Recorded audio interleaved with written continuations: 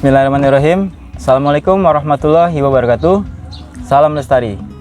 Oke teman-teman, kembali di Indonesian Hiker Journey. Masih dengan gue Epe. Saat ini gue ada di Parung ya, kalau nggak salah ya teman-teman ya. Pada video yang lalu gue sudah sampaikan tentang 13 materi dasar, tapi hanya dalam bentuk ringkasan. Dan insya Allah kedepannya gue akan bahas per subdivisi, per submateri. Dan insya Allah nanti ada teman-teman juga dari Mapala atau dari instansi terkait ya untuk bantu gue dalam membahas lebih detail tentang 13 materi dasar. Oke, gue review sedikit ya. Kemarin sudah 7 materi. Yang pertama adalah mountaineering, tentang induk dari segala kegiatan di gunung hutan. Yang kedua, gue bahas tentang materi manajemen perjalanan. Kemudian yang ketiga adalah komunikasi lapangan. Kemudian P2M, persiapan, perlengkapan, dan makanan. Kemudian masuk ke materi komunikasi lapangan. Isinya adalah tentang sandi Morse, kemudian telegraf, dan beberapa sandi-sandi, dan insya Allah nanti lebih detailnya akan gue bahas. Kemudian yang keenam adalah ilmu kenal medan, atau lebih familiar ya namanya navigasi darat. Tapi lagi-lagi hanya basic ya teman-teman. Jadi lebih ke alat petunjuk arah, kemudian definisi peta, dan apa yang bisa disampaikan di peta itu sendiri. Oke. Berikutnya kali ini gue akan coba sampaikan 5 materi berikutnya. Oke. Berikutnya gue bahas tentang botani dan zoologi praktis. Jadi apa sih botani dan zoologi praktis itu? Oke teman-teman, botani itu lebih ke ilmu kenal medan tentang tumbuh-tumbuhan ya. Jadi lebih ke tumbuh-tumbuhan apa sih yang bisa kita makan atau yang bisa kita manfaatkan di gunung hutan tatkala kita mengalami suatu situasi yang inkondisional, tersesat atau hilang arah di pendakian, dimana situasinya lebih ke urgent bahwa semua perbekalan kita itu kan terhempas gitu. Apakah kena badai atau mungkin terlalu lama menghilang di tengah hutan gitu ya. Oke. Jadi macam-macamnya botani itu lebih ke jenis tumbuhan dan bagaimana dimana cara mendapatkannya, kemudian bagaimana cara mengolahnya. Sebagai contoh seperti kita kenal yang namanya honje. Misal ketinggian di mana kita bisa menemukan honje itu di ketinggian sekitar 1.500 sampai ke 1.800 meter dari permukaan laut atau MDPL. Kemudian kaliandra. Bagaimana kita menemukan kaliandra? Biasanya ada di lereng-lereng atau di lembah-lembahan yang kalau hoki ya, lagi-lagi kalau hoki, teman-teman bisa menemukan air di sana. Kemudian ada yang nama selada air. Nah ini lagi lebih enak lagi. Kalau sudah ketemu selada air, insya Allah itu nggak jauh dari aliran air. Kemudian markisa hutan, atau lebih ekstrim lagi, apabila kita masih di ketinggian sekitar 2.900 atau 3.100, kita bisa dapatkan yang namanya cantigi. Kemudian ada di lereng-lereng atau pertengahan antara 2.000, range antara 1.800 sampai 2.200, itu teman-teman bisa dapatkan yang namanya begonia. Dan macam-macam deh teman-teman ya. Bahkan kita akan dikenalkan berbagai jenis jamur yang bisa dimakan di lapangan. Jadi memang jamur itu nggak semuanya ya teman-teman bisa dimakan ya. Makanya ada sub bahasan tersendiri untuk masalah jamur. Jadi begitu urgentnya tentang masalah jamur ini, kadang-kadang satu kondisi inkondisional tentang masalah jamur, nggak semua jamur itu bisa dimakan. Bahkan lebih ke resiko kehilangan atau ancaman sampai kehilangan nyawa ya, itu karena jamur bisa terjadi di lapangan. Makanya nggak semua jamur bisa dimakan. Nanti ada sub bahasan sendiri tentang masalah jamur-jamuran. Oke, yang berikutnya tadi ya, botani dan zoologi praktis. Tadi botani adalah tumbuh-tumbuhan, sedangkan zoologi praktis adalah bagaimana teman-teman mendapatkan binatang yang bisa dimakan, dan bagaimana cara pengolahannya, dan lagi-lagi bagaimana cara mendapatkannya. Jadi nanti akan ada sinkronisasi sama materi bushcraft atau survival ya, lebih ke jerat. Nanti kalau udah masuk ke jerat, nanti teman-teman sinkronisasi lagi di tali temali atau di ilmu kenal medan tadi, dimana lokasi tempat teman berada, dan itu bisa mendapatkan kira-kira binatang apa sih yang tinggal di sekitar itu. Oke, bicara tentang zoologi praktis, nanti ada lanjutannya lagi sampai ke ini ya. Ada satu contoh, apabila kita kehilangan arah atau tersesat ya, dan mungkin gua nggak akan pakai istilah tersesat di sini. Kalau di navigasi darat atau di gunung hutan itu kita pakai bahasa itu tidak tersesat, tapi melewati jalur yang lain, melewati jalur yang tidak semestinya. Oke, jadi sinkronisasinya adalah tatkala kita kehilangan arah itu nanti ada kita belajar di ilmu kenal medan itu, kita akan disuguhkan oleh 5 jalur. Yang pertama adalah jalur umum ya, atau jalur pendakian. Yang kedua adalah jalur penebang, kemudian jalur evakuasi, kemudian ada jalur air, dan terakhir ada jalur binatang. Nah, dari kelima jalur ini nanti kita diajarkan bagaimana sih melihat bahwa ini adalah jalur air, jalur binatang, atau jalur penebang.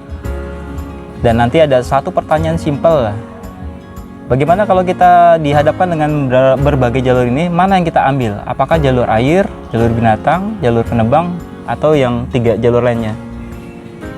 Dan biasanya kalau standarnya ya, standar orang awam ya, kalau hilang arah biasanya dia nggak jauh akan mencari jalur air. Dan itu yang paling bahaya, karena menempuh jalur air kalian akan menemukan suatu patahan atau air terjun gitu ya, dan resiko terpleset itu fatal sampai jatuh ke dalam lembah air terjun. Dan ini nggak sekali 2 kali kejadian seperti ini, banyak kasus-kasus seperti ini. Dan ternyata jalur yang lebih tepat diambil adalah jalur binatang tadi. Mengapa mesti jalur binatang? Karena binatang ini sama seperti kita ya, itu nggak jauh dari makanan dan air. Jadi tingkat safety-nya itu lebih ke 70% sampai 80%.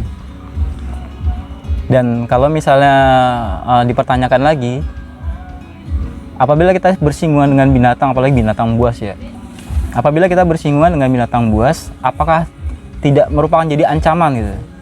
Dan ternyata itu tidak gitu. Nanti di ilmu kenal medan tuh akan dibahas lebih dalam lagi, bagaimana binatang-binatang itu punya sifat itu rendah hati atau rendah diri, atau kita anggap mereka itu seperti orang kampung. Apabila datang pendatang, jadi radius berapa meter itu ya, mereka akan melipir atau tidak ingin bertemu dengan pendatang yang baru. Jadi sebenarnya tidak ada ancaman terhadap binatang buas kecuali 2 kondisi. Apabila kita bicara masalah pantera atau kumbang hitam atau harimau atau dan sebagainya lah binatang buas, itu yang menjadi ancaman dari kita itu ada 2 kondisi. Yang pertama pada saat kemarau, karena kalau dalam kondisi kemarau di rimba raya itu makanan tuh jadi rebutan gitu ya. Jadi itu ancaman buat para survivor, bahasanya seperti itu. Yang kondisi kedua ini adalah ancaman yang disebabkan oleh para binatang buas itu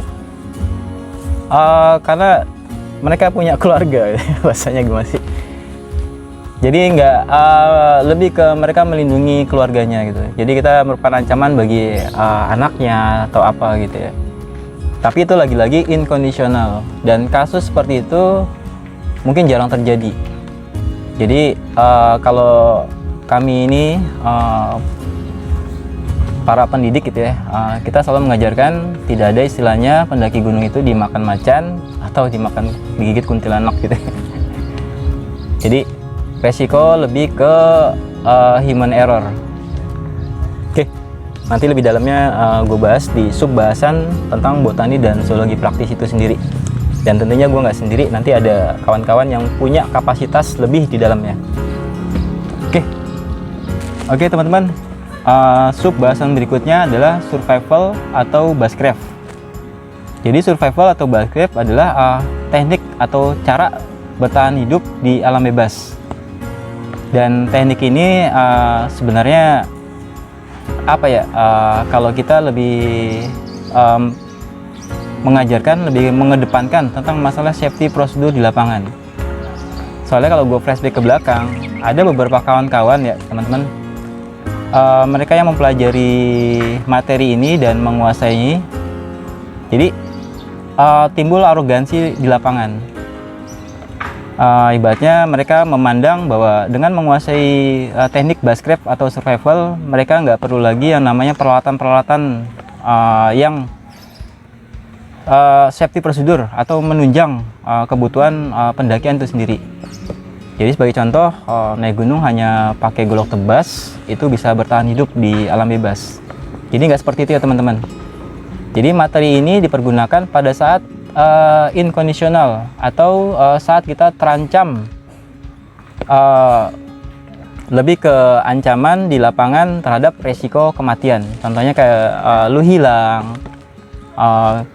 perlengkapan lu terhempas gitu ya, atau kalian terperangkap di hutan gitu ya, di belantara yang rimbun selama 2 minggu dan kalian kehabisan logistik. Nah setelah itu baru kita terpikirkan untuk melakukan materi ilmu tentang bushcraft ini sendiri.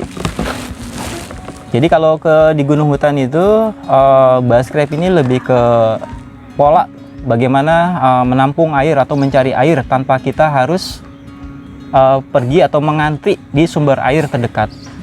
Jadi teman-teman, di lapangan itu kadang-kadang kalau musim-musim pendakian ya kita tahu sendiri kayak di Semeru atau di Kalimati ya, di Sumbermani itu kalau musim pendakian itu ngantrinya itu bukan main ya. Sedangkan sumber air itu hanya sedikit sekali. Sementara kita dikejar waktu untuk summit dari jam 11 sampai setengah 8, kurang lebih 8 jam. Jadi di materi ini sebenarnya lebih ke ya kondisi seperti itu ya, kondisi bagaimana kita menyiasati gitu. Biar lu nggak ngantri atau mungkin biar lu memudahkan untuk mengambil air atau menyimpan air di sekitar camp area lu sendiri.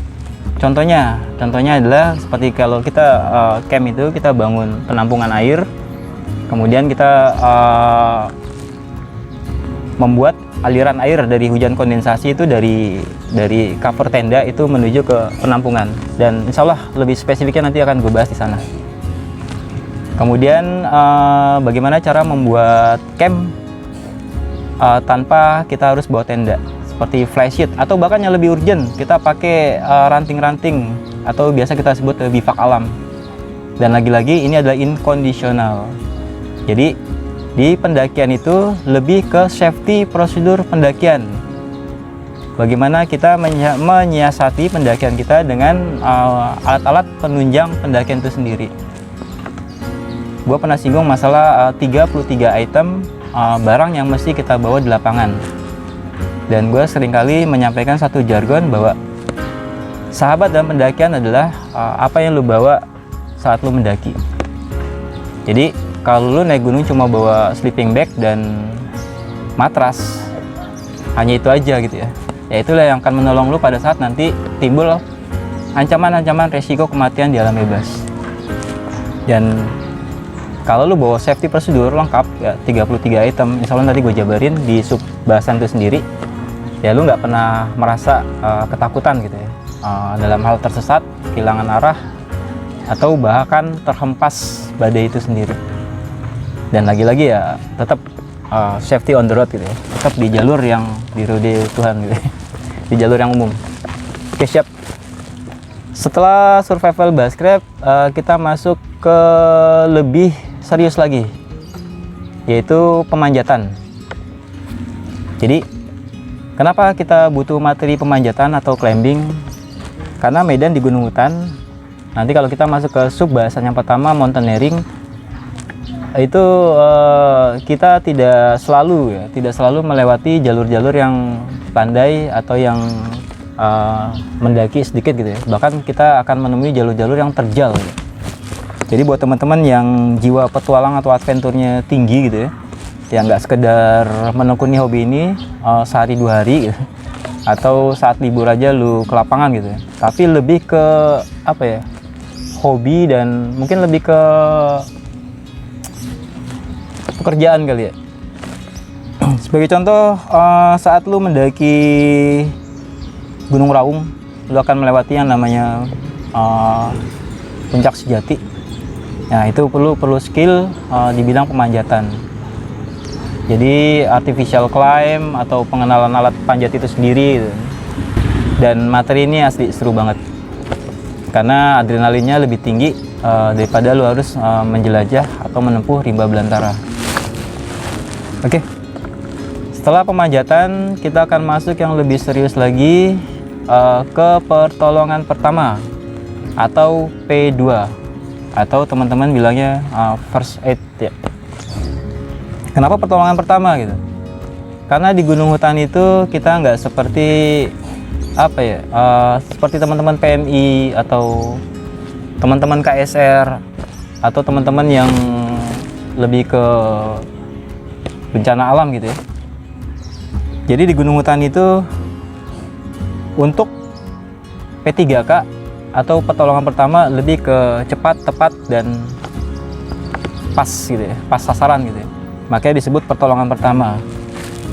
Jadi setelah kita melakukan apa ya, kondisional, mengkondisikan survivor atau teman yang mengalami cedera di lapangan, itu lebih ke tadi yang gue bilang, pertolongan pertama. Contoh hipotermia. Seperti begitu kita bertemu dengan korban ini gitu, kita hanya cukup kasih atau ganti bajunya atau buka jalan nafas, kemudian bikin air hangat, dan selebihnya kita bawa turun ke base camp atau di ketinggian 1500. Karena satu, kita bukan dokter, kita bukan pahlawan, kita bukan orang yang punya kapasitas di dalamnya gitu. Jadi lebih ke pertolongan pertama, kemudian kita bawa turun dan kita serahkan kepada orang yang mempunyai kapasitas lebih, seperti rumah sakit terdekat atau perhutani atau ranger gitu, ranger setempat gitu ya. Jadi nggak dinepin di lapangan gitu, jadi langsung dibawa turun. Makanya sebutannya adalah pertolongan pertama, dan lanjutannya adalah bukan kapasitas kita di dalamnya. Oke. Kemudian setelah pertolongan pertama, kita masuk ke materi berikutnya, evakuasi. Jadi evakuasi itu adalah proses perpindahan korban untuk ke tempat yang lebih baik gitu ya. Jadi nanti kita bagi menjadi evakuasi vertikal, saat lu menuruni korban di jalur-jalur jalan setapak gitu ya, yang terjal atau tidaknya itu masih ke apa ya, gunung-gunung grade B atau grade C gitu ya.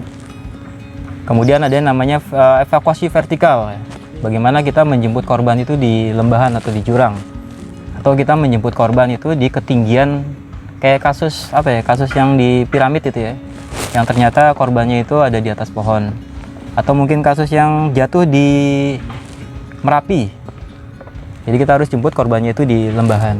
Jadi nanti sinkronisasinya adalah materi pemanjatan, tali temali, kemudian pertolongan pertama, dan evakuasi, bagaimana memindahkannya dari lokasi yang sulit ke lokasi yang lebih layak atau lebih aman buat si korban.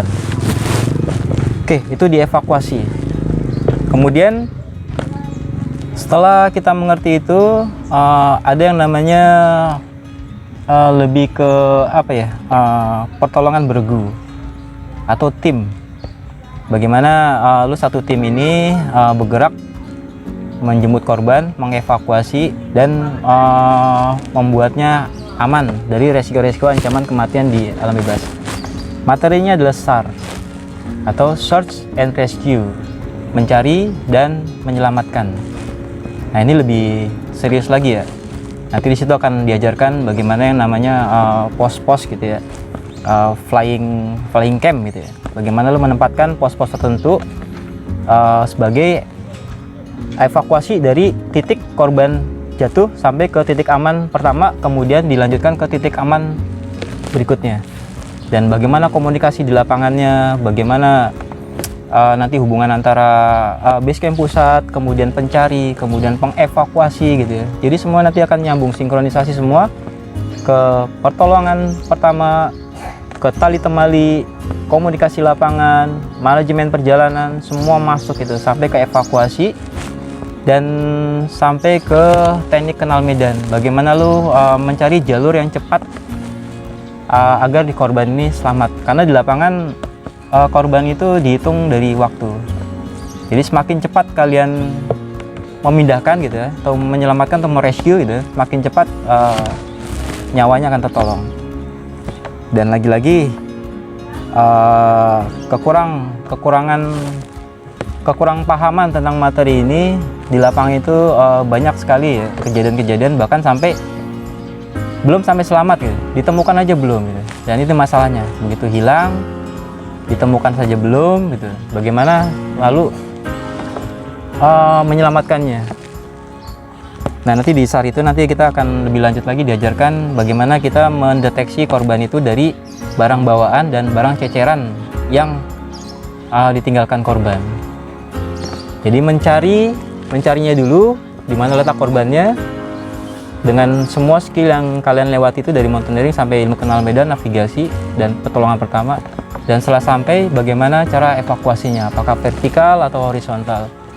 Dan ini asli seru sekali gitu. Apalagi kalau teman-teman masuk di bagian SAR unit. Oke. Setelah SAR, kita masuk ke materi berikutnya,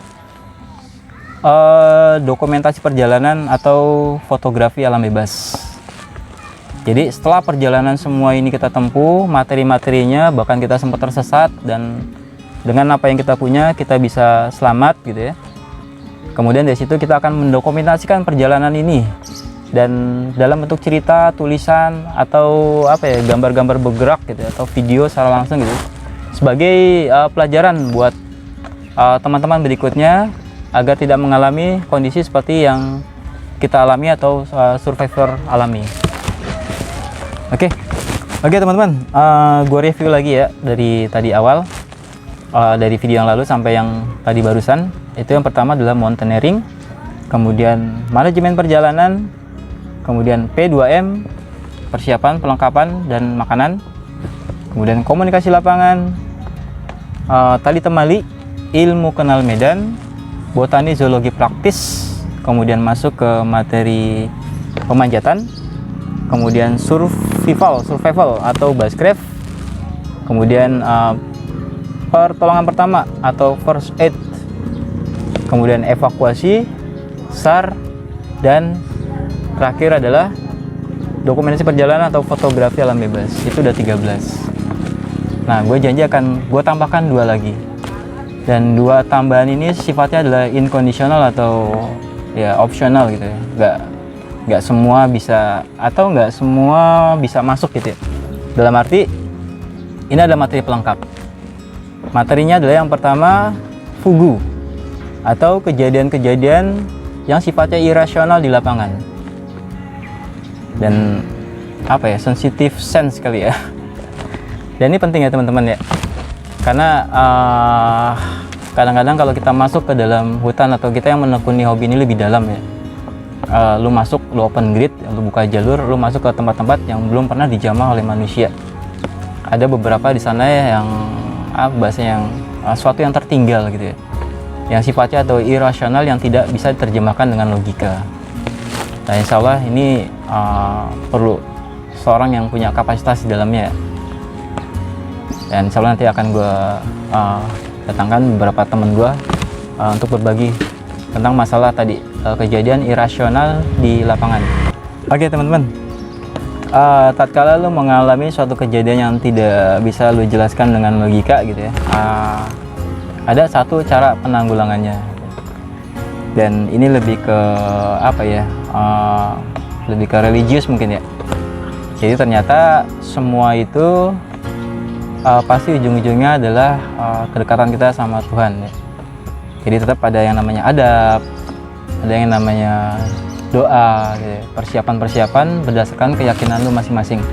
Dan di materi terakhir ini karena gue Islam gitu ya, bukan berarti pas gitu ya, karena gue di apalah gue ini, gue adalah minoritas. Banyak kan teman gue yang ada Hindu, Kristen segala macam, dan kita tetap hidup bersama berdampingan gitu. Jadi di materi terakhir ini kita kembalikan lagi menurut keyakinan masing-masing gitu. Kalau di Islam gue ada yang namanya ibadah safar.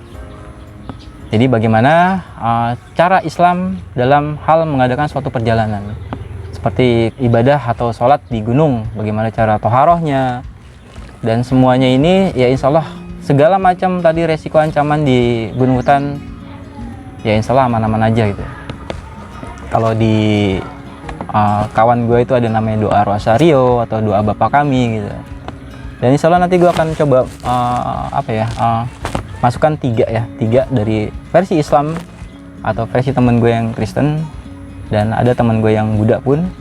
Dan insya Allah ya ini adalah bagian dari materi yang kita kumpulkan sebagai satu kumpulan, satu bundel ya. 13 materi dasar plus 2 pelengkap. Oke, dan insya Allah semua detailnya nanti akan gue bahas, dan nggak gue sendiri di sini. Ada kawan-kawan gue nanti yang punya kapasitas lebih di dalamnya, seperti teman-teman Wanadri atau teman-teman di Trem atau teman-teman di Mapala atau di KSR atau mungkin di Basarnas itu sendiri. Oke teman-teman, gue sudahi dulu. Itu beberapa materi yang bisa gue kumpulkan versi Indonesian Hiker Journey, dan tunggu pembahasan lebih dalamnya nanti di episode-episode selanjutnya di Indonesian Hiker Journey. Akhirul kalam, yang benar tetap dari Allah dan yang salah dari gue sendiri. Sebaik-baik amal adalah yang ada ilmu di dalamnya, dan sebaik-baik ilmu adalah yang diamalkan dan di-share di teman-teman semua. Oke, sekali lagi, Indonesian Hiker Journey, Lestari Rimba Alam Raya. Assalamualaikum warahmatullahi wabarakatuh.